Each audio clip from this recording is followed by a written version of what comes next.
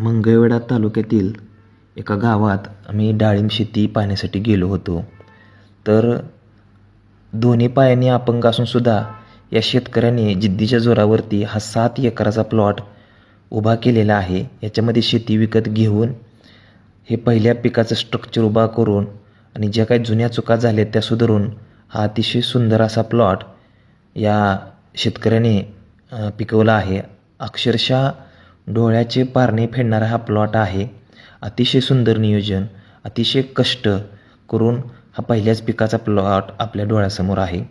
तर यांनी या प्लॉटमध्ये काय केलेलं आहे की बऱ्यापैकी रासायनिक खतांवरती जोर न देता स्लरीवरती जोर दिलेला आहे आणि प्रत्येकी 10 दिवसाला ते प्रति झाड 5 लिटर स्लरी ओततात आणि त्याचाच सुंदर परिणाम म्हणजे हा आपल्या डोळ्यासमोर उभा असलेला प्लॉट.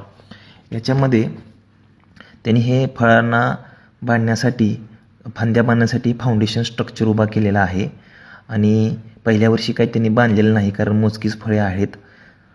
आता त्यानंतर ट्रॅक्टर अधिक मड पंप म्हणजे स्लरी टँक आपण म्हणतो, याच्याद्वारे ते स्लरी ओततात. हा आहे 10,000 लिटरचा स्लरी खड्डा. या खड्ड्यामध्ये स्लरी भिजू घालतात आणि 7 दिवसामध्ये ती स्लरी तयार होऊन तो स्लरी या स्लरी टँकमध्ये ओततात आणि ते स्लरी ढवळण्यासाठी आतमध्ये स्टरर आहे आणि अशा पद्धतीनं ते झाडांना स्लरी ओतण्याचं काम प्रत्येकी 10 दिवसाला करतात.